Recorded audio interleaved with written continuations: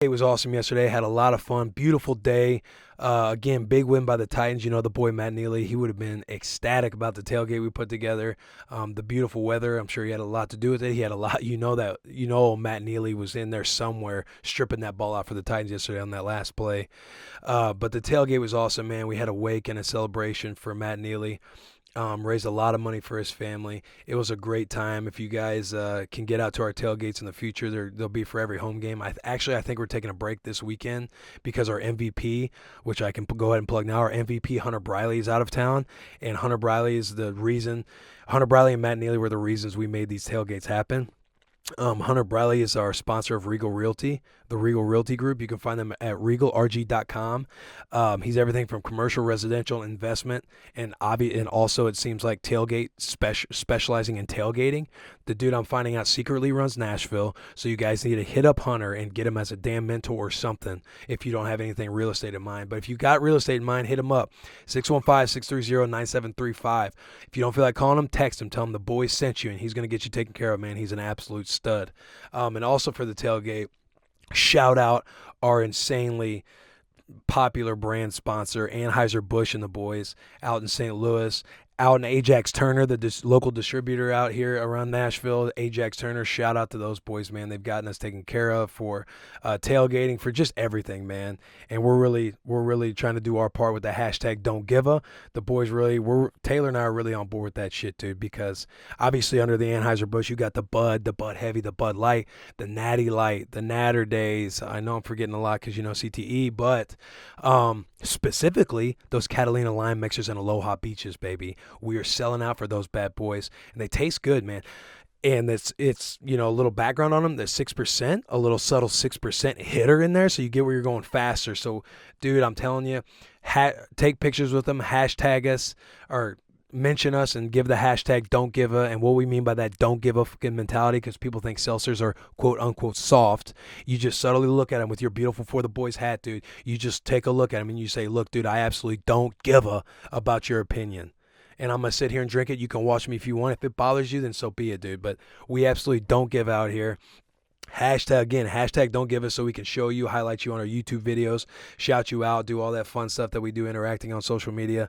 I'll tell you what, a subtle little climber up the ladder in that Anheuser Busch umbrella, and I just identified it, is that little Bone and Vive, dude. That little seltzer, those pure sparkling waters with just that alcohol with like 0 calories, those little subtle heavy hitters, dude. They got the little mermaids on the can. I am a huge fan of the Bone and Vive, dude. They got all these different flavors, so I know I'm plugging that one hard, but hey, that's one of the boys' faves right there outside the seltzers. But shout out Anheuser Busch and Ajax Turner. We love you. We appreciate you guys. Help us out. Take pics with all the goodies and tag us. Leads me into my next thing at the tailgate. We were singing a lot of breast cancer awareness T-shirts. We have our first For the Girls. If you're not for the girls, you're against them shirts made.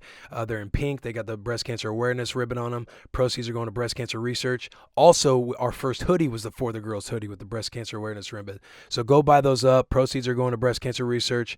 And we're doing a lot of awesome things there because, the boys ain't shit without the girls, dude.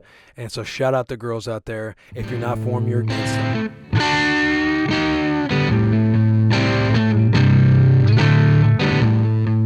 I know, everybody wants to, but it's it's figuring out and actually pulling the tricks. Yeah. Kerrigan, I'd love to hear Kerrigan be on a podcast. We had some fun. When we were on the team.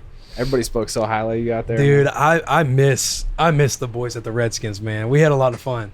And like Tress and Hop and Sundberg, those were all, I rolled with them, and I mean, really everybody. I was there for 5 years, so yeah. I was tight with everybody. I'm sure you got close with Gabby and Bree. Yeah, Gabby and Bree. They have twins now. I know. Oh my gosh, they came and stayed with us. They're the cutest little kids in the world. Yeah. Oh my gosh. Yeah. We actually slept at your house though, bro, without you even knowing it. Oh really? Spot out east. Yeah. Yeah. Oh. Okay, I just made that connection. Yeah. Sorry. So that was the house I bought going into my last year, and Hop and Gabby rented out, and I had went back to get furniture to move it. Mm-hmm. My girlfriend and I, we just moved out here on the West End. Nice. And so we were kind of gathering furniture, and we went back, and I asked Hop, I was like, hey man, are are you the only one living here? And he was like, yeah, we have a couple of people that house sit for us, but it's just to look over the house. Yeah. And I was like, I mean, it seems like, I was like, are you sure I'm allowed to take this stuff? Because I was like, it seems like they're set up in the house. Like, I'll be messing a lot of stuff up. And how long did you stay with him? I was only out there for 3 weeks last season. So he housed us for like 2 of them. Yeah. So. I don't know who it was. It was like a buddy, and they had like their individual photos and couples photos in the bathroom. In the bathroom. That was the babysitter. Yeah, the babysitter. And I was like, there's photos all up. I was like, I can't even tell you guys live here. I was like, so I need to take these tables and couches and beds.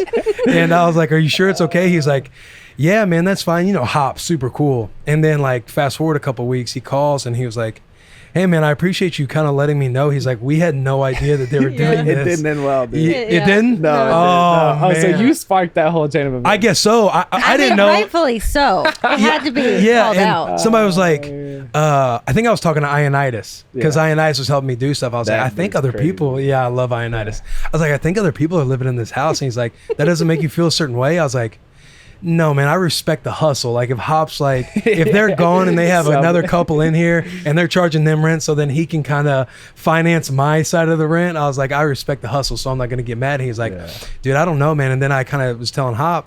Then, a couple weeks later, he was like, hey, I appreciate it. We had no idea that people were, that they were like living here full time like that. I'm talking photos, pictures. I was moving stuff. I was like, I feel bad about moving this because some people are like for sure they're gonna come back and like, yo, we're in the hell. Did the TV go in the living room? Like a table, beds everywhere. Didn't you walk in on the confrontation of it? Oh yeah, we were there when the split up happened with the roommates. Oh, Really? I'd never been a part of anything like that, but it was crazy. Nuh-uh. Yeah, it was like they were moving all their stuff out, and they came back and like no eye contact made. You could tell there was a lot of salt in the room. But Hop and Gabby are just trying to play cool and calm and relax. Yeah, But, super awesome people. I love those guys, man. So then when you came to the Redskins. I even forget what happened. Like, Twitter's just fun. And do you remember what we were tweeting or something so like our that? first interaction, I had some grievance against you, Will, because Did you? Because somebody tweeted out like, I can't wait to see Tress, Nick, Hop, and Andrew East on the field in Nashville. Yeah. And you were like, yeah, me neither, ... but who's Andrew East? And I was like, what's up, dude? Come at me, man. Oh, man. And then I was like, I sent the GIF like I'm not calling him dad or something like that. Like, comp you like him or something. Yeah. Oh, man. I miss all those guys. But, you were on the Redskins, and you've been on every fucking NFL team. Been on a You're lot. like, you're like the Josh McCown of a long snapper. Yeah. Without the Josh McCown, like, money and contracting year in and year out. I know, I wouldn't mind that part of it, but Golly, we've like- had some good times. We've had some great times. Yeah. We've been all over. We moved to Oakland for the Raiders the morning after our wedding. That was a fun one. Yeah, I saw that. Yeah. I saw the video where you guys had your wedding, Mm-hmm. and then the next morning you go out to the Raiders. Raiders try you out like what, 3 times? Oh, yeah. Yeah. Do you Bring you in- consider to try out? Because maybe I oversell. I'm like, they signed me 3 times. You know what I'm saying? I was signed 3 so times. you went there. Okay, did you go there? You worked out and probably did a physical. I was signed a No, contract 3 yeah. times with them, He was on Really? the team 3 times. and I just keep getting cut in camp. That's my MO, bro. Oh my god, dude! I've signed like all the contracts. How many teams have you been on? So 7. I was on an Alliance of American Football. I saw contract. that. So I've been on 7 pro teams, including the Memphis team there, and signed 9 contracts. So, Golly, yeah, dude. man, it's a journey, but you know how it is. Yeah, Yeah. it is a fucking journey. I mean, that's how it works, dude. It's like a revolving door. Like, guys will come in and out, and sometimes you don't know if you should get to know somebody or not because the next day they can be gone. And who was the team you were there along? Who was the longest you were with the team? I guess technically the Redskins. Really? Yeah. Is the Redskins where you were? That was my first regular season game I played. Really? My 5th year in, I played my first game.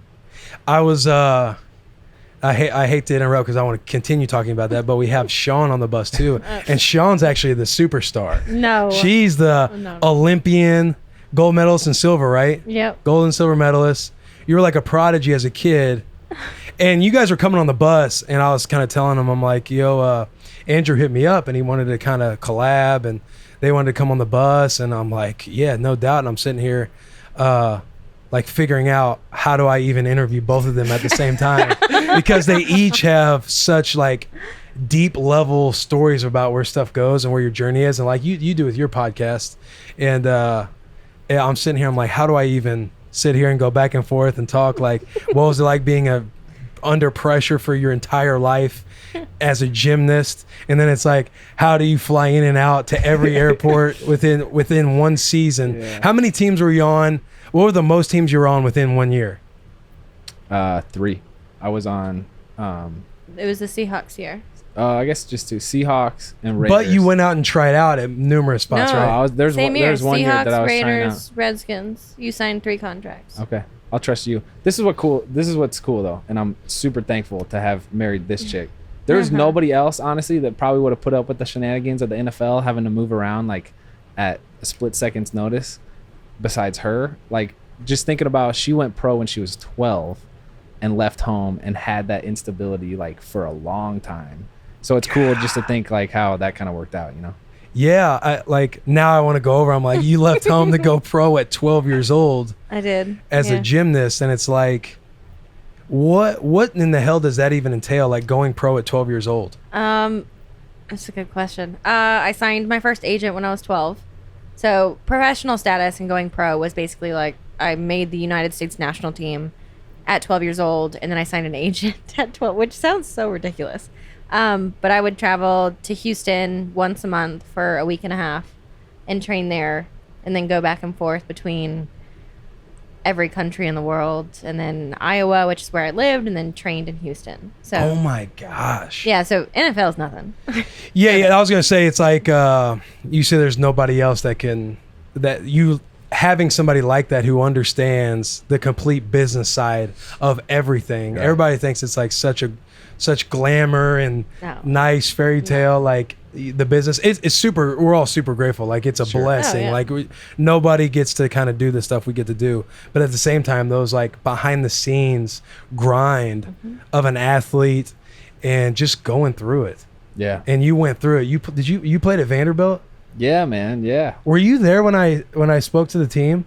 No. When did you speak to the team? Probably the year after. I came in, so they brought you in to speak to the team. It was crazy. They brought me in. I was trying. Yeah, it was crazy. Dobson, were you with Dobson at all? 1 year. Yeah. 1 year with James Dobson. So James Dobson. Wait, who's that? The weight coach. He was the strength coach. Oh, that's right, Nebraska boy. Yeah, he was my strength coach at Nebraska all 5 years I was there. You played in Nebraska? Yeah. You're a Husker? Corn Husker, that's right. I'm a Hawkeye. I know you are. Idiots out wandering around. Iowa. That's what it stands for. But touche. Yeah, there you go. But I knew Dobson, super close with Dobson, because he was there the whole time I was at Nebraska. And then in some off seasons, I would come back and kind of consult if I learned anything new from him. And I would train at Vindy for like a few days at a time. And Amir Abdullah and I came back 1 year, and he had me speak to the team. I was super nervous, but he had me speak to the team and just kind of talk about my story and some beliefs I have and how I go about daily stuff and this and that. And my speech to the team came right after Coach Mason just ripped the shit out of the entire squad. There was this business seminar, and guys didn't take it very seriously. They were wearing like casual clothes and not dressed up, wearing suits and wearing business attire. And he came in and he was ripping them, dude. Yeah. Like ripping him. I'm standing over there, and I lean to Dobson. I'm like, hey, you sure this is a good morning for me to kind of go up and speak? And he kind of just stood there. He's like, shut up, stop talking. I was like, okay. And then they introduced me, and I was super, oh man, it was crazy. But yeah, I train at Vandy. I'm there every day. Dobson does a great job. Love Dobson. I like the way they run everything. They're, it's like I root for Vandy because I see what happens behind the scenes, like where they kind of like how hard it is to win football games at Vanderbilt with how but that makes me mad. That makes me mad though, because you got Stanford, Northwestern, Duke basketball. It's like, why can't Vandy be true? But you probably know Vandy seems to be they're academic first. They seem to be way harder to get in school to play football, whereas Stanford will try and find loops and holes to get athletes to come to Stanford and get admitted. Whereas Vandy, they don't care. Like, you have to meet certain requirements to play at Vandy. Which is a good thing at the end of the day. Yeah, at the end of the day, it is a good thing. But it's like when it comes to football, like the academic world is kind of separate from the football world, and the academics kind of runs Vandy. Yeah. Whereas Stanford, you have sports, and they probably coexist and sit at the table like, hey, how can we get certain guys here? Hey, how can we do this? Where in Vandy, they kind of don't care as much. So kind of they seem to have to go through a lot more. Yeah. Because Dobson is super lenient on guys compared to Nebraska. He's like, you don't get it. It's way different here, dude. He's like, academics take precedent way more over Nebraskas of the world and this and that, which is a positive that's no thing. Surprise, over Nebraska. You have a cool story though, undrafted free agent. Now you're 6 years in? Yeah, that's going amazing. on 7, and it's crazy. A part of me feels bad not being as prepared for this interview, because this morning my agent calls and I'm flying out to Saints tomorrow to do a workout. Dude, let's go. I know. That's I'm awesome. hyped, dude. I'm super hyped. So by the time everybody hears this, it won't. Just know that this is the day where, if I potentially sign with the Saints, this is the day where I'm doing a podcast with you guys. So I'm like, I have a lot of anxiety right now because I kind of do this podcast. Yeah. I got my crew. We kind of just wing this shit. And we're doing like all these things, dude, and keeping up with it. And it's like, it's like a separate little business that you got to work really on is. if you want it to be good. It really is. And we're super committed to making it good. And then at the same time, I get done doing my early routine, like on the computer, whether it's meeting with Matt or meeting with Ryan or meeting with somebody about the podcast. Then you go home and I got to start packing and thinking about going to Vandy and get my workout in and be completely all in on working out and being focused for football. Yeah. And at the same time, I'm thinking of all these new ideas for the podcast. And then I leave football, got to go get nutrition. We might have a podcast today. I went home, banged out food, started a load of laundry because I got to be ready to pack tomorrow. And I'm trying to get all these things in order. And at the same time, I'm playing YouTube videos of your guys' interviews to try and learn a little bit of background before I sit down on an interview. And I'm sitting here and I'm texting with the Rams and the Redskins, Packers. Like, I'm texting with all these teams to kind of brief them on, hey, I'm flying out, making sure, there's nothing in the works, because these are all the teams I've kind of talked to up until this point, and just a lot of anxiety going on, because then I could be gone tomorrow. And as you know, I might not leave New Orleans after tomorrow. And then I got to think about how do I get stuff February, up there. you might not. Yeah, until February, especially on a team like New Orleans with Drew Brees under center. Right. But so a lot of anxiety. So I apologize that I'm all over the place right now. Do you feel like you doing a pod? Sean and I have had a lot of conversations about, we've put out YouTube videos, podcasts, everything.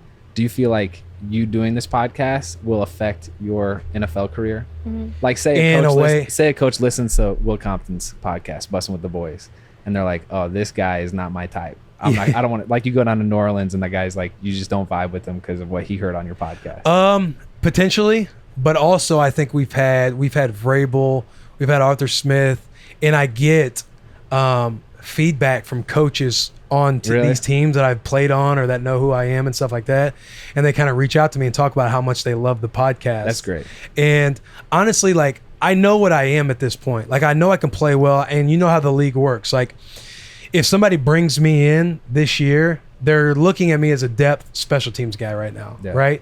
Unless somebody gets hurt, and then they know I have starting experience, being a captain, all this stuff to where it's like he can plug and play. But if I don't have that opportunity to start games or play, my career prolonging even farther gets that much smaller. So if I think of it from that standpoint, this is like helping that transitional and kind of be on this journey with me at doing that. But then also, if somebody gets hurt and I'm playing and I'm starting, like, the boy's he's gonna play well. Yeah. So then you don't know if I can re-up again and get another year or another shot. You know what I mean? Yeah. So, like, right now I'm just having fun doing this stuff, and knowing that I'm almost 30, and the NFL, like, once you get on the wrong side of 30, like, that's kind of the age limit where guys start looking at you, how much wear and tear does he have on his body. So if this were to be my last year, then it doesn't necessarily bother me that I have this podcast or what coaches might think about it. And then if I play well, it's almost like a boost in everything else. So I'm not too worried. I would have been super worried a few years back, because the minute I wrote down when I would journal and write down goals for the podcast, I was looking back on it the other day because I was seeing how far we've kind of came, Taylor and I, with the pod. And I think it was in a journal in like 2015, and it was be one of the first players, active players with a podcast. Be one of the first players / coach, because I've always wanted to coach football as well. Be one of the first players / coach with a podcast, and then that podcast have 1 million all-time downloads. Hey, nice. Yeah, so that was like, I look back on that and I'm like, man, it is crazy what is coming about from actually doing that, from reading that from a few years ago. So that's kind of. Did you throw active player in there? Just kind of throw a jab at me. No, not at all. No, not. I'm kidding. You were doing your thing though. No, While you were doing your thing though, while you were playing. Yeah. I'm just thinking like it's unique what we do. Yeah. Like you kind of journal and have that vlogging kind of mix with your podcast and YouTube channel, and you with your lifestyle of like always recording the stuff you guys are doing. As you guys are doing stuff, so I think that makes it super unique. A couple of things. One, it's gonna be sweet to look back on this and see what happens with the Saints. Yeah. Two, I gotta tell a quick Taylor Lewan story. Please do. Because I'm at my second game was the Titans in Nashville, back home. It was so awesome to like, cause we live here now full time. Yeah. And first of all, I remember seeing you rock the visor all the time. Yeah. It's a good look. He said it's a good look. It's a good look. Got you, man. Hey, when you're a white boy out there, you gotta have some swag about you. Nobody's gonna respect you. You got the towel and everything. Yeah. Anyway, after the game, I see some Titans players on the Redskins sideline, and Taylor, he's got a reputation. This is the J-No story, I bet, guys. Here we go. I'm over there like saying hello to my family because we had 30 people come out. That's awesome. And all of a sudden, I look back and there's Taylor, just like holding up he's pointing his finger like this and laughing like Joker from Batman type of insanity out of his face. And then all of a sudden, woo, right in front of me, a helmet from Josh Norman comes. Oh, you were standing right there. You were in the middle of it. Oh my gosh, dude. If you look at the footage, I'm like standing right there like, this is my second game. I don't know what to do. What in the hell is going on out here? It was crazy. Oh my goodness, man. That game was so fun, dude. Just because the Redskins, like, look at that. Go back, rewind that. I think I'm at the very beginning. Yeah, what was he doing over there? Taylor? Oh, that's what it was. Hold on, I had to cross in the back somewhere. Anyway. Yeah, Taylor, there's the helmet in the back. Taylor like does his little bow and arrow. You know, on our sideline. Yeah, after the game. Yeah. I didn't. I told him. I'm like, yeah.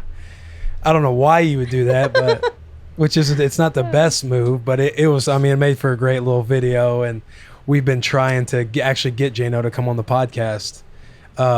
But dude, that game was so fun, like playing against the Skins and just being out there on the field against those guys. Like I would stand there on kickoff and guys on the sideline are just like yelling at me and chirping me the entire time. It was hilarious.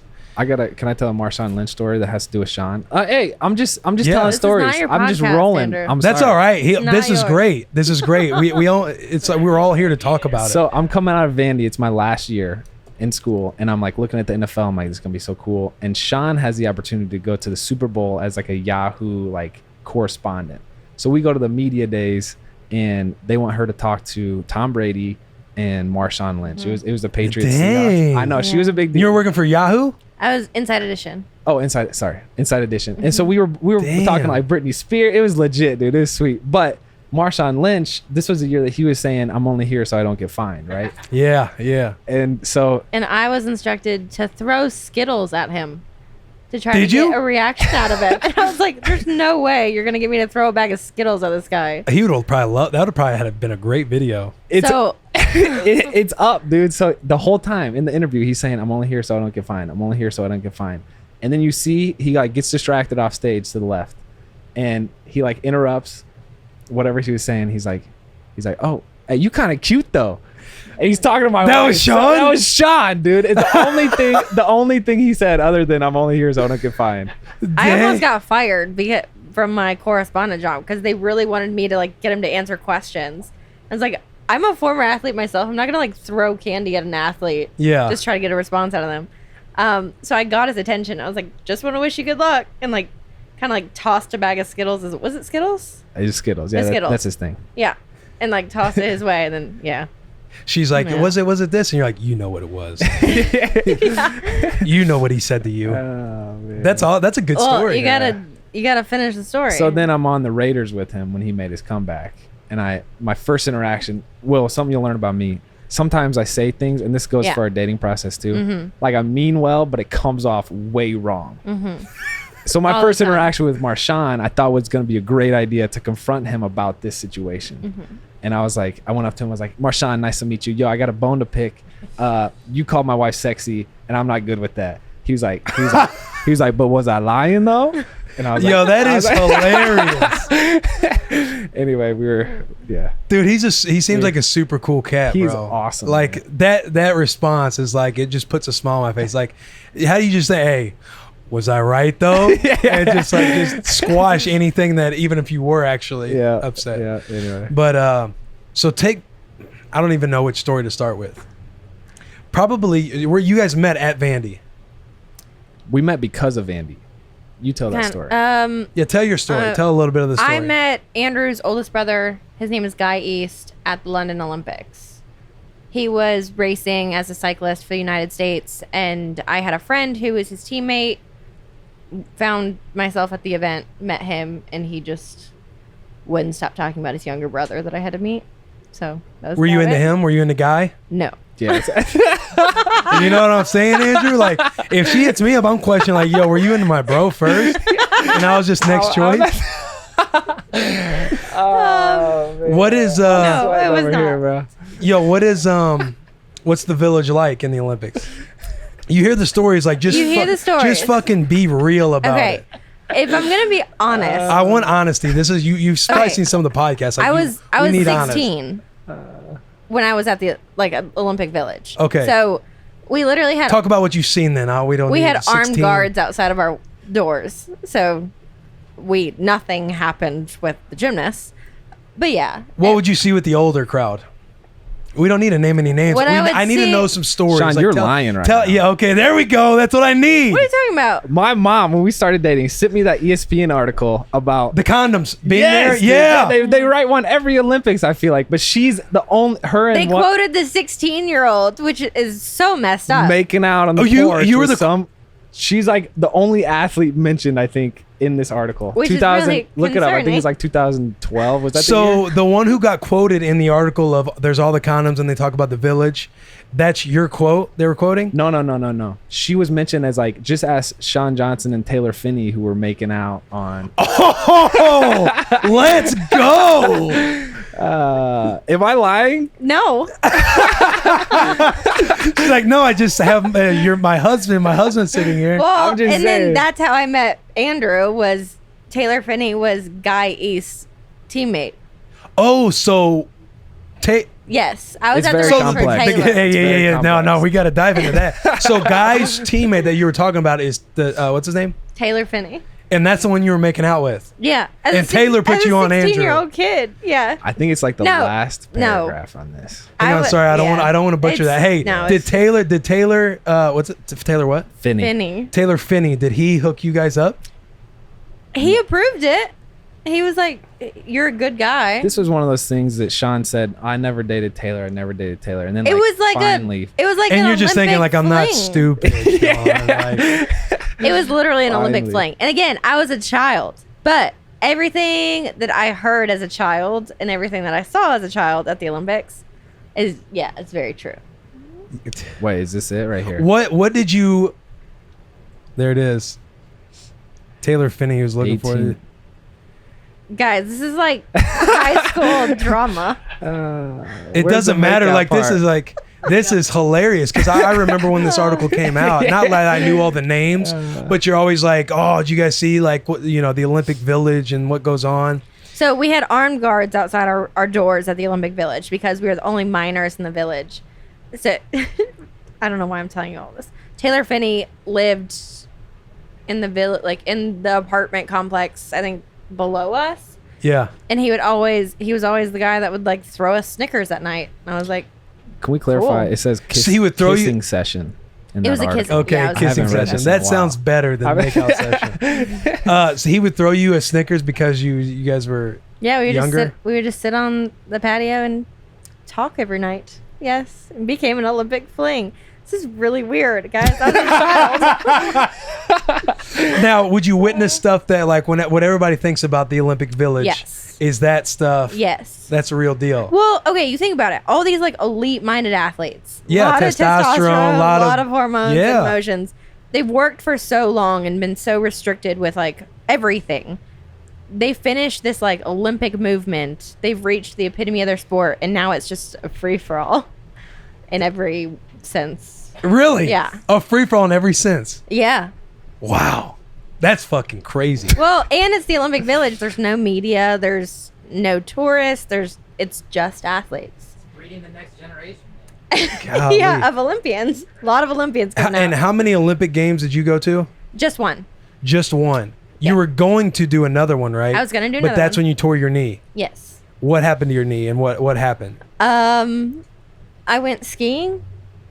Is that politically correct? What was No, that? No, Oh, that's real? You said I went skiing? Yeah, I I'm don't like, know why okay. she looked at me I didn't like even that. get hurt in gymnastics. I was trying to make a comeback. I went skiing. I tore everything in my knee, ACL, MCL, meniscus, and hamstring.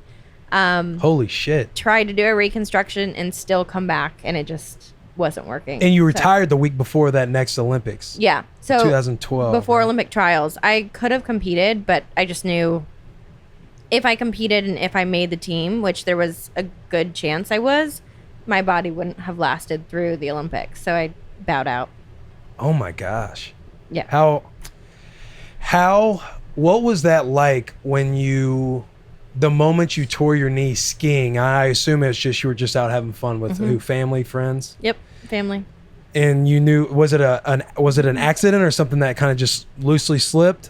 Freak accident. My safety release on my ski was broke and I didn't know it. I took a really small fall, but my ski got caught in the snow and my boot didn't come out. So I like rolled over my leg. Did you know right away? Yeah. Were you just tears right away? Were you No. just- No tears. because just you shock. You didn't know at first how bad it was. You just probably thought I might have tore something. You kind I feel like as athletes, you're very aware of your body. Right. And You knew something was wrong. yeah, I mean, I heard a huge pop and you don't hear that with like a sprain or a strain. And Or, what was going through your mind? what if I could never do gymnastics again? And then like, how am I And going I to was tell really scared about- somebody? Yeah, like your I coaches. was really or- scared to tell my coach because Because that's the one rule he had training was you could do anything you wanted, you just couldn't ski. And yeah, Were you guys together at this point? no. God, Andrew wouldn't have allowed that. Man, Yeah. that's But- brutal. But then you're Yeah. going to make a comeback. Yep. It was that process pretty rigorous. It was the first time I'd really had a bad injury in my career. So it was the first time I ever doubted my body, which was really hard. Like having any fear or doubt in your body, I think is a huge weakness as an athlete.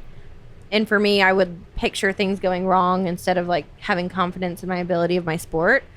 I made it all the way back to World Championships, made it to Olympic trials, and just I was living off of cortisone injections, and Yeah, that's never. I wasn't gonna make it. So I don't know about you, but you take Toradol or anything like that before games? No, never. Yeah, like not cortisone, but you're It's- taking all yeah. these anti-inflammatories Oh, yeah. that are trying to mask whatever pain you have, so you can go out there for the purge, man. Which makes it so much worse afterwards. What's up? Which makes it so much worse yeah, afterwards. you're so sore. Oh, because so you're sore pushing your days body after. way past what it should like be doing. So what made you think this is the time I should retire? Or did you it was a week before Olympic trials. Did you know before that week that you were going to ultimately retire, or did it kind of hit you like it was coming up and you're like, I can't do this or I shouldn't? Or I was kind of on the fence for quite a while, probably at least 6 months leading up to the trials. My body was just falling apart, and then I feel like my mind wasn't as strong just because I was kind of losing the passion and I had frustration with my body and the sport. So it was a mix of things. But a week before Olympic trials, I remember watching. So we have two different trials. We have the United States Championships, and then a week later is the trials. So I competed at championships, and I saw all the other girls coming up who had never competed at the Olympics before, and they had so much passion and energy and just like everything that I had in 2008. And I remember thinking to myself, like, I'm dreading making the team, which I don't think is a good sign that you should be representing your country in the biggest event in the world. So I just kind of when had you this say really- dreading, meaning doubting if you make the team, or you're dreading like you almost didn't want to make the No, team? I didn't want to make the team. Really? No. Dang. Only because my body was falling apart, and because my body was falling apart, my mind was falling apart. I just Were you wasn't having mental breakdowns and stuff like that? In the sense of, like, with gymnastics, we flip on a 4-inch beam that's 4 foot off the ground. Right. So if you get up on a beam and you're getting ready to do a standing, 360, and you start doubting your ability, you get hurt. That's like when huge injuries happen in our sport. And I started doubting myself, and I started having these, like, I don't know, I would picture everything that could go wrong instead of what could go right. Yeah, and when that happens. And that's very, very scary for our sport. And I just knew that if I made the team, I was probably going to break at the Olympics. And I just wasn't for me anymore. Wow. That's crazy. I never doubt myself when I'm about to do 360s on a beam. Good. That's good. Never doubt. I'm like, yeah, I'm about to murder this shit, dude. That's crazy. Yeah. Did you ever doubt your decision after it happened? Like regret thinking, okay, Yeah. you went through when did you tear your knee? What year was it? The year after the Olympics. So 2009. Yeah. And then you're going, because it's only every 4 years, Yep. You're leading up to 2012, and then you decide to retire, and then you retire, the Olympics go on. Did you ever watch the Olympics, or after, were you ever getting that, I should have just done it because who knows? Like, you never get those opportunities as an Olympian. I actually went to 2012, and I had to commentate. So that's where I met Guy East. That's right. She wouldn't have met me if she was competing. Yeah. If she was, she wouldn't have met you. Right. No. Okay. Because I couldn't have gone to the cycling, whatever. I'm glad I met you. There you I go. need to clarify that. Hey, I see you. I knew it was the right decision for me. I never doubted that. Like, I never regret the decision I made. I'm very clear in my heart that, like, it was the right decision for me. But I had so many people around me, sponsors, agents, parents even, where their regret of it was almost, it put pressure on me, and it kind of made me doubt my decision. And their support for, like, Yeah. I mean, everybody loved you. You know what I mean? And I'm not saying that to put you like, yeah, everybody loved me, but you feel like everybody's so supportive of Yeah. you, and you don't want to let people around you down. Well, and Andrew and I have talked about this. Had I competed and made it to the 2012 games, I mean, financially, I would have been set up for a long, long time. And By competing in 2012? yeah, I was very well set up. What's a number? 7 Don't do it, figures. Shawn. Don't do it. Does something go wrong if you bring that number up? No. Like us, I mean, you're used to people knowing what you can make by Googling you all the time. So I never feel bad about asking people how Yeah. much they could get or can make. That's interesting. Because That's people can interesting, come no. at you and just know, like, everyone just knows. Yeah. Even if they bring it up or not. That is interesting. They're for the just NFL. like, if they think anything, like, not that everybody, and whoever listens, that's with me all the time. It's not like I sit there and think like, oh, they expect me to pay for stuff. But there's, if something comes out, people know how much you make and think this wouldn't bother Will, even if we made him do this, like, it's not going to affect him. You know what I mean? Yeah. So me asking that, I literally have I have it doesn't zero offend me shame. at all. Yeah. I have zero shame behind what's the number. It's such a hypothetical question, just because you have X amount of sponsors that are going to pay, What's a minimum number? at least in the millions. I mean, 7? Oh, I have no idea. 4? I really don't know. What she's saying is this: imagine she goes to the second Olympics and wins all the gold medals. So then it's there's like prize TV money. shows. Then it's Yeah. commentation jobs. You get like set up. It's not only what you make from the sponsors that year; it's everything that comes after Yeah. too. And the gymnast team at that time, and Was correct me if I'm incredible. wrong, but it's like It was that was the incredible. team that Yeah. everybody wanted to follow. Was the gymnast team, Yeah. right? 2012, Yep. yeah. Because you guys came after the track and Yep. field and stuff, right? And then it was like, hey, you guys are on cereal And we box. won You guys are on everything that everything. year. Yeah, Yes. you guys were like untouchable. So it would have been financially amazing. But a week before those contracts took place, like I had signed them, but they go into effect during Olympic trials. So all your prize money starts coming in with your medals, and if you make the team, I had to call every single one of those sponsors and say, I'm not going anymore. And You had to, or you would have had to. I had to. Oh man. And so that's when, like, your agents come into play and your parents come into play, and you're like, are you out of your mind? So you knew what you were walking away from. Absolutely. And it still didn't even affect you It that didn't. way. I was so ready to be done that it was the greatest decision I've ever made, but it was the hardest decision for everyone around me. That's interesting too, because people are so driven like by money. And I was talking to my girlfriend Charo, whenever we got our first Regal Realty group sponsor. Mm-hmm. Whenever we got our first sponsor, my excitement for our first sponsor on a little check was trumped any excitement I was having by texting about going and trying out for teams, because I've been telling teams no thanks. So like we've had probably like 6 opportunities to go and try out for teams, and we've just kind of said no thanks, save my body a little bit. Like I don't need to go through another training camp. Like 6 years in, like I have a resume. You guys, the NFL, they know they can call around and get references. Right. You know what I mean? So we're just kind of saying no thanks. And I'm telling Charles, I'm like, I'm hoping this gets prolonged so I can sit down and have conversations and build the podcast, compared to going and making, a minimum for me, I think is like $800 or $900 or something like that. You know what I mean? And it's like that little check I got from Regal Realty hyped me up so much. I remember texting to Taylor, and we were on FaceTime, just on cloud 9, like, yo, we're doing it. Yeah, we're doing it just off something small. You know what I mean? So that's interesting to hear your perspective on knowing you're walking away from millions of dollars and arguably one of the better Olympic teams in the history. But it might not have been had I been on that team. You never know. That's true. I mean, I'd take a gold medal over Andrew. I'm just kidding, bro. I'm just kidding. I would never bet. This is what's amazing though. We walk into a mall or definitely a gymnastics gym, and little girls, I kid you not, just tears when they see her. They do the same thing with you. Well, no.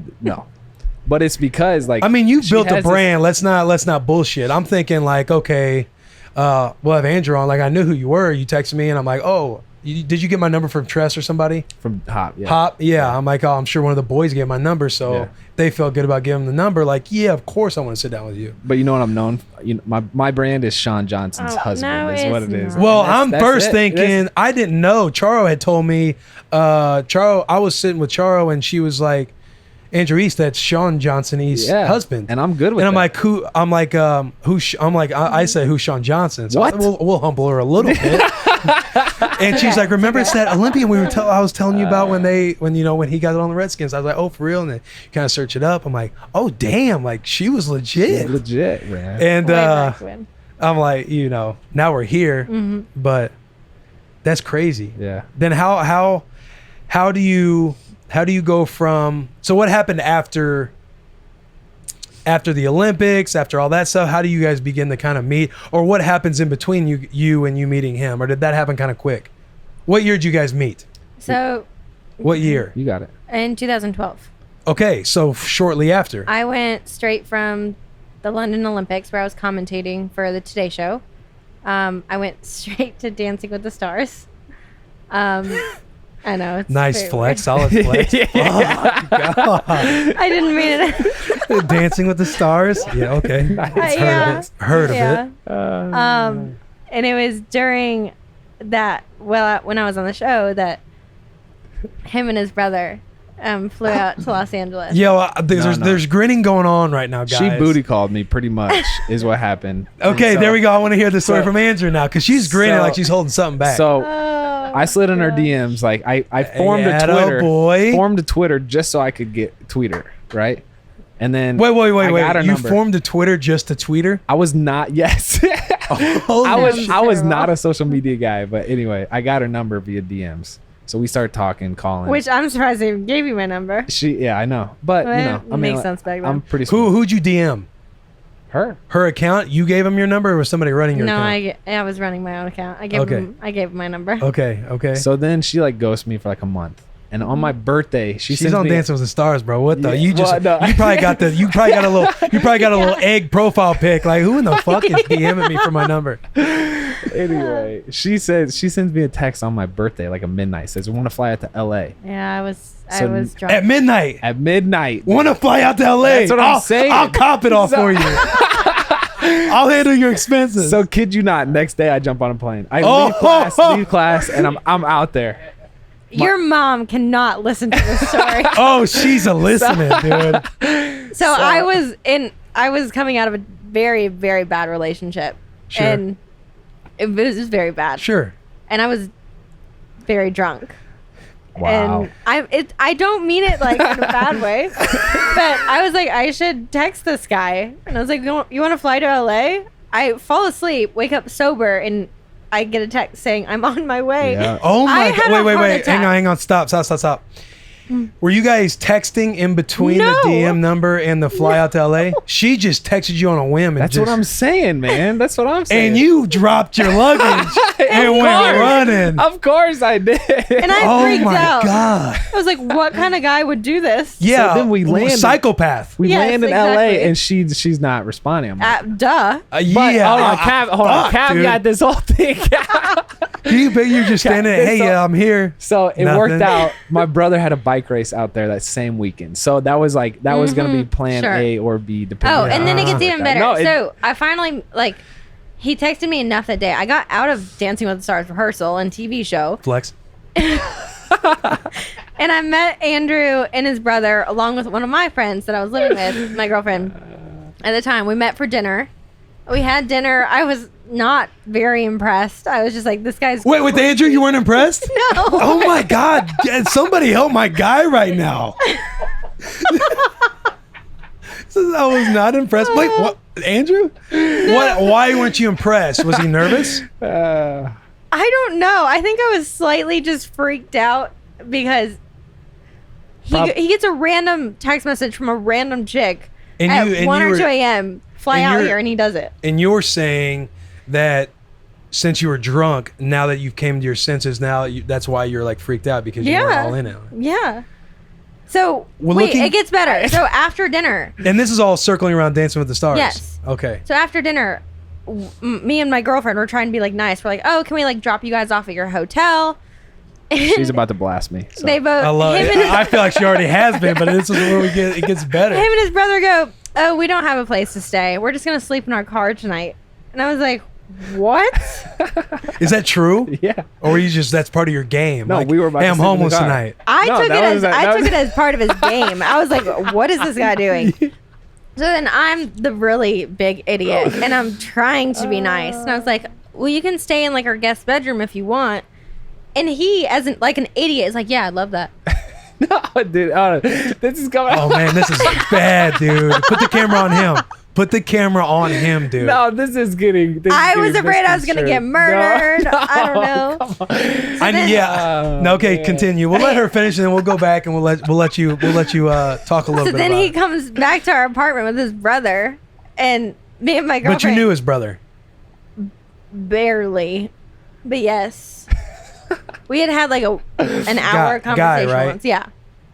And so we get back to my apartment. My girlfriend and I go straight upstairs to like my room, and we locked ourselves in, and we like pushed the doors or like the chairs in front of the doors because I literally thought we were gonna get murdered or something.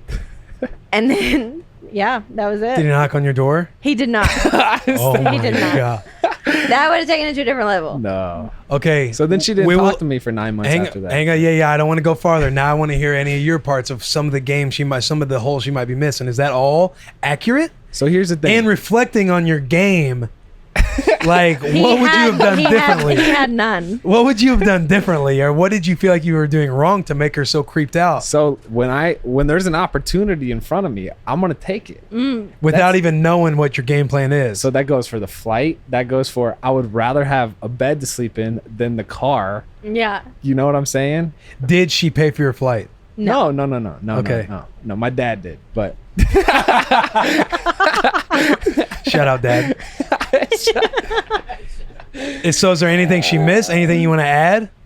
we had a good time that night. I was not getting off I'm gonna murder you tonight vibes. No, not murder For sure. vibes, but like So you didn't just immediately run to your room, like you guys probably hung out and it got better, or did you become a little That was more the night I impressed? fell in love. That was the night I fell in love. I don't know if you need to be saying that. gave- yeah.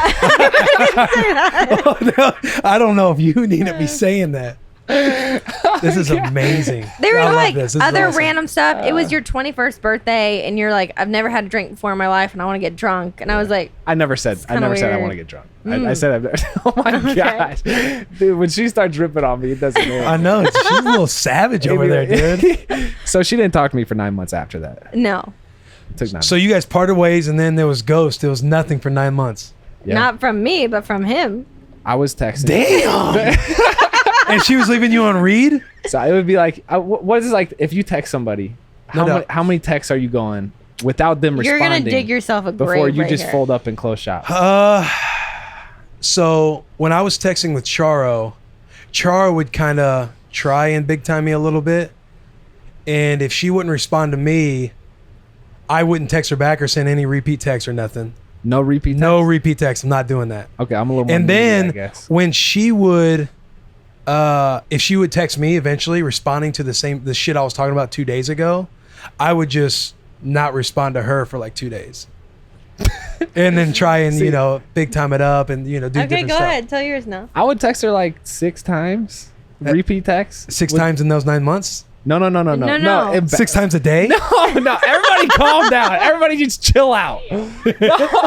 It would be like, 6 times over the course of probably like a month. yeah, I'm sweating like hard. I know. He's like, son of a bitch. And then so Yeah, you got Yeah. the ring. I mean, your game That's- works somehow. that's- So, He's got- and we're he's gonna got the get baby. we're Somehow. gonna get into that. So everybody's sitting here like, damn, what the, did he like corner her into marriage or what? Like I'm sure it's gonna get better. I am rethinking everything right now. He He's would like, probably "Did I do text me 6 times a month. But then I'd be like, Like, what were the texts though? Any repeat texts? hey, what's your favorite candy?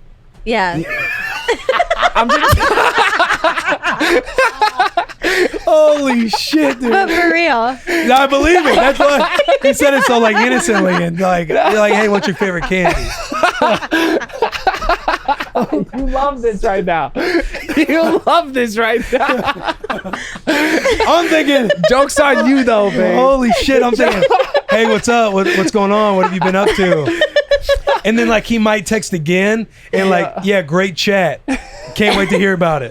But it's like, hey, what's going on? Hope all's well. And then the next chat, what's your favorite candy? Oh my It god! actually was. Gosh. Anyways, so How did this get better? For the love of God! He would like just continue texting, and I would finally send something back. Probably like once a month. Yeah. I would send something back. And then 9 months later, you called me, which was the first time he had like. So you weren't responding, and then he's like, No, "Fuck no. it, I'm calling." I Yeah. composed the most elegant. You did. It was the Prosaic cheese. No, it was text the message. cheesiest, most like. Hey, what is it Kind of. called? Something versus reality. What you think versus reality? He sent something after 9 months. He's like, if football has taught me anything, it's how to persevere. Yes. And keep then going. like, I respect that a little going. bit. but it was like a book. And he's like, Cheesy, never say. I remember it ended with, would you accompany me to the CMA Fest? Oh, now you're trying to throw your weight Yeah. around a little bit. I He had didn't no even way. have tickets. Well, He didn't have tickets. I And I threw- said yes. I said, I got VIP tickets to the CMA Fest. You want to come? She said yes. And I was like, I got to get VIP tickets. oh my god. And wait, were you responding to him at all up until this point? no. No, dude. No. Oh my god. Yeah. So I booked a flight to Nashville. Yeah. You need to write a book. You need to write a book. And- There's a lot of hopeless It's all people about out there. perseverance. That's Matt In Neely's dating, strategy. in He just football. texts until, hey, you want to go to this VIP? I got box seats. And then Yeah. they say yeah, and then he's got to fucking find a way. Well, the most impressive thing is you found a way. And we sat in a box at the CMA Fest. That's right. Brad Paisley. Yeah. It was Who hooked you amazing. up? Dude, it was a friend of a friend of a teammate.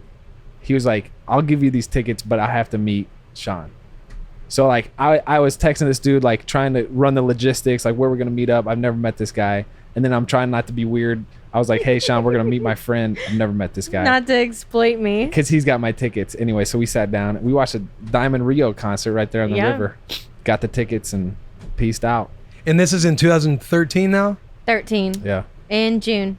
So you went not okay. So you went the awkward little weird fly out to LA drunk text, Yeah. and it was awkward, and Yeah. you say you weren't impressed. Yeah. To 9 months of ghosting, not responding to your texts for 9 fucking months, dude. Yeah. Holy shit. And I'll fly to to Nashville. making up a story saying you want to go to VIP CMA That's Fest, right. and that's what you responded to. Yeah. I love country music, and I was like, sure. And then we had a blast. We had a good time. And then, actual story was my girlfriends had set me up on 3 dates. This was one of them. The CMA Fest date? Yeah, they were counting this as one. I was supposed to stay in Nashville for like a day, fly to Chicago for another date, fly to LA for the third. my I don't man, know why I he had is to include mother- this. Why'd you have to include this? I know. Say, gosh, I know. But no, it's a good story because I stayed for one night and I canceled everything else and I stayed here for a week. And I was like, this is the guy I'm going to marry. Oh, really? Yeah. Boom. Just So like that. CMA Fest did it. That's CMA right. The Fest CMA did it. Fest date did it. Yes. And you thought in your head, this is the guy I'm going to marry. So that Yeah. was the night you fell in love. Yes. You fell in love way soon, dude. Yeah. way- You're like what they write about in stories. Like, don't Yes. fucking. I'm like, you know, you're like This trying to guy. mentor your little high schoolers. Like, listen, my man, don't fall in love with her. It's shit doesn't matter right now. That was you. I just saw the twinkle in her eye. You know, you're like, oh, Okay. I could be interested in that. Yeah. I saw the twinkle. That was when it happened. Okay. Saw the twinkle, and that was in 2013. That's right. And then what comes after that I moved to Nashville for him? for See, him. now she's the psycho one. I Yeah, know. holy I was shit, psycho. how Like quickly? 3 months later. Quickly. 3 months later. Oh my god. Yeah. I live VIP in Des Moines, CMA. Iowa. Hey boys, for everybody out there listening, VIP CMA tickets. CMA Fest will be next That'll do year. the trick. Get the VIP tickets. Figure out who you want to love and marry, and fucking bribe them with tickets, dude, and they'll be yours forever. I moved to Nashville about the CMA Fest was in June. I moved in October. So yeah, that was soon. And then we're now to kind of pivot and go a different direction. Were you already branding yourself in your YouTube channel, kind of lifestyle personality? No, What got you started in that? he started it. You were you already doing this shit? No, I had no idea. So I got picked up by the Chiefs in 2015. So we got engaged in 2015. I was like, flex, the #1 long snapper coming out of college. Okay. Which means nothing though. by the way. Absolutely That's nothing, why- but I that's why love the say flex. that. Number fucking one in the Because world. Number I one in say- the world. I say that long because snapper. it's a joke because you can't rank long snappers, right? Oh, There's you nothing- can. You're number one. Okay, that's right. Anyway, but I thought I was like, man, I'm gonna have this 10-year NFL career. We're gonna be living a good life. Get cut in camp, and I'm like, shoot, I signed up to be an Uber driver. Didn't have anything else. I came home Hey. one day and he literally said he had signed up to be an Uber driver, and I was like, okay, we need to work on our identity a little bit. And you guys were together and living together, and then you signed with the Chiefs? So, no, I was just graduating college, and we didn't live together when I was in college. And you And just then- lived here? Yeah. She just lived. Yeah. Okay. So then I get cut, and one of her friends was like, I just started a YouTube channel. You guys should look into it. And I was like, okay, I could start that. Shawn has like a lot of fans that would love to see her. What were you Again, doing at this time? Sorry. Work, motivational speaking, kind of. Going around and Yeah. speaking because you can fucking do that. Hell yeah. No doubt. I respect that for sure. I would too. I'm speaking to I speak to Vanderbilt and fucking teams like that, guys. Okay, so she's doing that, and then you're like, I had nothing to do, so I was like, I'm like sad, depressed little boy. because you realize the NFL is not what the fuck you thought it was.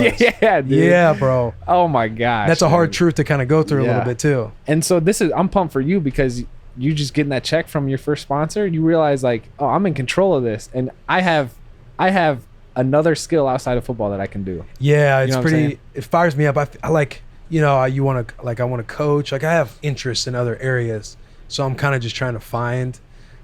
And I realize I have fun with like, you know, all the relationships I have, the personality, like stuff on social media, and I'm like, I should try and figure something out. So that's why I finally just pulled the trigger, and You I did, bro. did. Like Taylor helped a lot. Charo, my friends back home, my parents, like, and Taylor, like they were all like, What, yo, we you rolling should do it. credits right now? Hell Doing, yeah, I like, a got freaking to. If I celebration say speech? Taylor, My God. if I say Taylor and then not other people, it's gonna be like, oh, Taylor's the one who helped you. but there's a lot of people telling me to do it, and you finally just take that leap of faith in doing it. Yeah. Is that how? So you're bummed driving fucking Uber. Yeah. Bro, so we put out our first YouTube video December 2015. You go back and look at it, it's trash. It's trash. We had no idea what we were doing. Don't go back and look at it. I'm It's going to, hilarious. because I think that's the best kind of shit. It's Oh my freaking God. it's full great. circle, looking back where you came from. Yeah, we had no idea what we were doing. Who was the YouTuber that got you to look into doing Mallory YouTube? Irvin? She a stud? She's great, dude. Check her out. She is a Kentucky Hysterical. girl, like Miss America. She's been on Amazing Race. Has like this wild personality. She's great. Okay. Check her out. All right. She has her own podcast too. Anyway, so we started making videos, and then it took us about a year to really like start gaining momentum on that, and then it became like a legit thing. And now that's what we spend most of our time doing, and football and her speaking are like side gigs at this point. Love that. Isn't that awesome? Yeah. And so with YouTube, was it always both of you, or was there more of a focus on her at first because she's Shawn Johnson? Yeah. Look, I don't know a lot about marketing, but I do know that there was a lot more people searching for her than there was No for me. question. So, yeah, it was And- mostly her. And then for you, was it you always knew you were just going to kind of document your whole run on everything? So we started vlogging. We did like this collab with this family who like filmed 20 minutes of their day every single day. And that was like 2 months into us doing YouTube. And so Yeah. I saw like, I didn't know that daily vlogging was a thing. I didn't watch much YouTube before then. And so I was like, I saw what they were doing. I was like, well, maybe it'd be cool if I documented behind the scenes of me trying to make an NFL team. And like, cause I'm doing workouts like every week, every other week. Fucking crazy. You know what I'm saying? Yeah. So I was like, yeah. and as a little kid coming out of middle school, high school, like you just think of the NFL, you think Peyton Manning, these guys that are locked into one team for 10 years, you know what I'm saying? Yeah. Yeah. You don't see guys like me. So I was like, this would be interesting to document. Plus, I want to show it to my kids to show them that I'm a boss, and I was like trying out for NFL teams, you know what I'm saying? I feel Even you. if I never actually like played in a game. So I started doing that, and then it's like now turned into this whole thing. So Is there more in between that's turned into this whole thing? So yeah, what was your guys' process about kind of growing the YouTube? Because we're new to it too. So fucking any tips? Collabs. Yeah. Yeah. I was Like very this? anti social media when he started YouTube. Right. When you guys started, were you very nervous about people being in your lives like that and then also commenting all the time? she already had it. So I had it, but I had come from the sports entertainment world where like you sign with Coca-Cola and Coca-Cola says you can't say this, you can't wear this, you can't. I mean, it's very strict, and with YouTube, it's not strict at all. You just show your actual life, and I had never done that before, and I felt like I was like moving into a world that was my own, that the world had never seen before. Yeah. And I hated that. But Right. And yeah, I mean, you say like used to it because we're in a spotlight, but it's in a spotlight of our comfort zone of playing a sport. yeah. For like when we were dropping our first ones, and I'm sure you guys probably had the same feeling, like when it's your own thing and you drop it and then you're just kind of refreshing, like you're seeing people comment on things that you're not a pure professional in, which I think is also at the same time what makes it what it is, because it's like raw, it's shit's organic, like people are kind of along the journey with you. But no, it's crazy. But with your So- sport, if someone critiques you, you Yeah. know in your heart, you're like, oh, you're wrong. Like, I know my ability, my talent. Right. But if someone like critiques your real life, you're kind of like, oh, Am I doing this right? yeah. So it's more vulnerable and weird, but we've kind of figured it out a little bit. And how long's the YouTube channel been going on? Since 2015? About 3 years. Yeah. Yeah. Yeah. What's the YouTube channel called? The East Fam. The East Fam. And you have your own as well too, right? Yeah, that's where I put my podcast. So East Fam, and then what's your podcast? my podcast is called Redirected, but my YouTube channel is just Andrew East. Talk a little bit about your podcast before you ask me a question. So, like I mentioned, I thought I was going to come out of college, come out of Vandy, and play 10 years in the NFL. Sign with the Chiefs, get cut, and now I have to find something completely different to do. And I had no idea what that was going to be. And I realized, like, when I was coming up with the concept for my show, that everybody kind of has these interesting pivots in life where they're forced with the decision to, like, do what they want to do and pursue like you with this podcast, or like kind of just go with the flow of how life's taking them. And so I sit down with people and talk to them about the interesting pivots, or I call them redirections, that they've had. So we talk with, like, Sean Booth, who like was on the reality show and changed his life. Talk with Luke Sanders, who was an HVAC installer, then was like, I'm gonna fight in the UFC. So he trains for 2 years and actually ultimately made it. And it's like these kind of, it's not like an inspirational podcast, but it's just hearing people's stories of like, how did you get to where you are right now? Or digital influencers. Like, there's YouTubers now that like were working hotel front desks, and now they have 10 million subscribers on YouTube. It's like, what a different life this was than 5 years ago. You know what I'm saying? By you taking that leap, exactly, and finding that redirection and like going after it. Yeah. But here's a YouTube. So I actually put together a little. We do like consulting now for Google. I put together a little course because I was like, go ahead. That was bro, did you see they did this survey for like younger millennials, and there's 34% of them want to be YouTubers when they grow up, and then like the second most was like 30% want to be bloggers. So like all of them want to be online doing these online careers. It's kind of terrifying. So I was like, it is weird. That's It's wondering. really It weird. makes you think like, where is it going to be in 2030? Nuts. Who knows? Yeah. But I put together this course because everybody's trying to get into it. And I feel like there's two misconceptions that people think wrongly about. One is like, people don't make shareable content.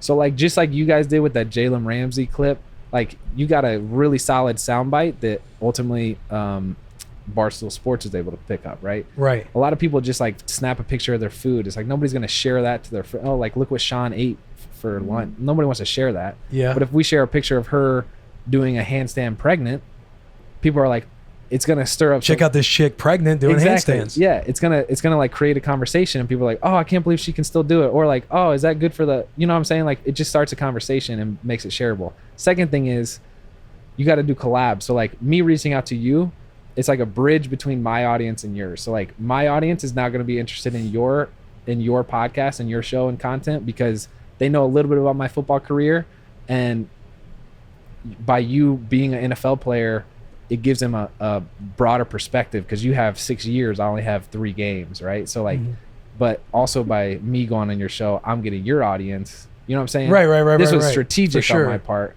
And Well, like, yeah. how can you share value in that way? Yeah. Yeah. You're preaching. I'm preaching. You're preaching. Was that too much? He spent some wisdom right now. He is. No, you're completely right. Like, we had Brendan Schaub on, and he was kind of telling me that whole gig. He's like, once it climbs here, like, we'll get you out on the West Coast, and because we have all these fucking people we love to talk to that kind of helped inspire us, or me myself wanting to do a podcast. It's like the ultimate goal is to have those motherfuckers on the bus and go full circle with it. Does this bus move? No, bus doesn't move yet. Bus doesn't move yet. We're going to, because initially we were thinking about getting a studio. We were thinking about like, what studio could we get, and one of our guys was like, hey, there's this bus out back. The bus is awesome. And I was like, I started no with most things until I could find the yes. And I'm like, Taylor's gonna love this. Taylor's very like impulsive, and immediately fell in love with it. And I knew he was gonna want it. And this thing, it had all the rows, all the seats going on and everything. We had to gut it. We basically put money in to reno it and put all the sounding stuff you see in it and all the gear. And yeah. It's awesome. Now it's like, it's taken off to where people are like, hey, when you going to get that thing running? Like, you should take it out to here or there. And so now we want to get it running. That would be awesome. Now we want to really tour. Cool. Yeah, potentially. Yeah, it's interesting because Taylor is who he is. He signed a 5-year deal with the Titans. Like, he's a Pro Bowl caliber player. He's a stud, right? He's going to be somebody that's playing football for years to come. And so his number one priority will be ball until his wheels fall off, right? Yeah. Me, it's a little different. Me, I enjoy this kind of stuff, and I just make sure I'm not trying to jump at too much with him in mind. You know what I mean? Because I know I want to protect him, and I want to protect kind of the stuff we've made, and not make it seem like he's not focused on one or the other, or make him to where it's like, say, hey, I don't want to, this isn't fun for him anymore. Because the minute it's not fun for him, or I mean, me too, but I'm like, super into this stuff. But the minute it's not fun for us is when it can kind of fall apart. So it's like thinking, okay, the bus rolling will be an awesome idea, but it's unrealistic to think we're literally going to drive it around every week and try to go somewhere. That takes up a lot of time. You know how much training goes into being a football player. Yeah. So we're trying to vision board strategies in the off season where maybe it's like 10 to 12 guests we want to go after. And we take the bus to these few different locations, whether it's on the West Coast, whether it's in New York, whether it's in, North Carolina at Dale Earnhardt's freaking ranch. And you go and basically, you try and set it up, but wait outside their freaking facility until they come on the damn bus and kind of document. That's awesome. Kind of document the travel that goes into it, document have a little like a mini docu-series or some shit. But I just think that would be super cool. And then you're videoing and producing some of the stuff that goes into us chasing our vision of getting in front of these people and kind of doing something cool with each other. So what I did with Shawn, you have that in you too, sitting outside somebody's ranch until they get on your bus. Yeah, that's true. Perseverance, man. We had that perseverance. That's right. That's right. What else am I missing, boys? Matt? Because I mean, at the end of the day, we can do a part 2 when we come back and circle around. Like I'm bummed that it's like I'm not bummed, but I'm bummed that I can't go to your studio tomorrow and do yours. I looked at yours and I was listening to some. We got time. I was listening to some of Decker stuff and I was like, yo, this is an awesome podcast. And that's called Redirection. Redirected with Andrew East. And that's on every platform. Yep. Spotify. That's right. With Apple Podcasts. That's right. Himalaya. I like Himalaya is where I listen to podcasts. You're looking at me like you never heard of it. Never heard of it. I've heard of Himalayan sea salt. Good stuff. You know what I'm saying? Good stuff, I'm like, oh shit, they made a podcast platform. That's right. But yeah, find it all there. Do you have a pod or anything, or you just do you, huh? And you just make sure he videos it. I guess so. No, she's not. She's still not even like really bought in with the video stuff, but we're getting there. What? Who's editing? Who does your guys' editing? Dude, it was me Andrew until like 6 months ago. We hired a full-time editor. Why, are you looking for a job over there? No. Hey, I mean, my man's always looking. Don't ever say no, ball. You never say no. We will take all conversations. I'll be your agent. I'll take a 5% cut. I'll take a 5% fee. I don't think people want to be our editor though. We push out at least 2 videos every week. It's a lot. 2 on YouTube, 2 on Facebook. We usually send in the footage like the night before. So yeah, I mean, shit, we have some close calls too. We're just some boys with a bus trying to. We're just some boys with a bus trying to make some magic, dude. Yeah. Those audibles always get us. Matt, anything? Is there anything I'm missing? Yeah, social medias. Where can we find you guys? Shawn Johnson on everything. That's right. And then Andrew D East. You gotta drop the D. Andrew D East. I can't drop the D. Does somebody have Andrew East? Can't drop the D. I got the D. Yeah, Andrew. What happened with the whole Shawn Johnson? Why isn't it Shawn East? Is it because you're just so iconic?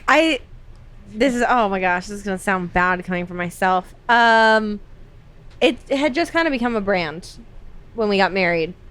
So like I'm actually Shawn East, but my brand is pretty much Shawn Johnson. Yeah, no. Like little kids don't come up to me saying like, "Oh hey, Shawn East." They use Johnson. Well, by your guys' story you guys told, I think it should be Andrew Johnson. I got my man going out taking these last second flights. Like, I appreciate you guys coming on. We're gonna have to do this again because an hour is not enough for. That was a blast, dude. An hour is not enough for this. Your guys' story, but you guys also have individual stories. So we might need you to probably sit out in the car one day while she does one, and then we rotate. Hey, anytime. Thanks for having us on, man. Yeah, this was awesome. And then I'll do yours. Do you do Skype stuff? Do you Skype interviews? Or you always one guy? I would like to. Mostly Skype. We'll figure it out. Yeah. We'll figure it out because it'll be fun. But he usually does Skype because all of your interviews are from all over. Yeah. Good luck tomorrow, though. So, I appreciate that, man. That's awesome. I'm hyped, dude. Who Dat Nation? That's right. We'll see if it works out. You never know. I mean, you freaking know, dude. You know this business. You never know. But now this will be cool once it does drop. More stories for your podcast. Yeah, for sure. And we'll do. I'm telling you, we're gonna do this again. This was a great time. Sweet. Yeah, I'm glad freaking Hop gave you the number, dude. Shout out Dustin Hopkins and Gabby. I hope you guys are taking very nice care of my house and not doing anything wrong to it. They are. It's beautiful. Okay, good. Well, thanks again for coming on, guys. Yeah, Go ahead, drop the hook.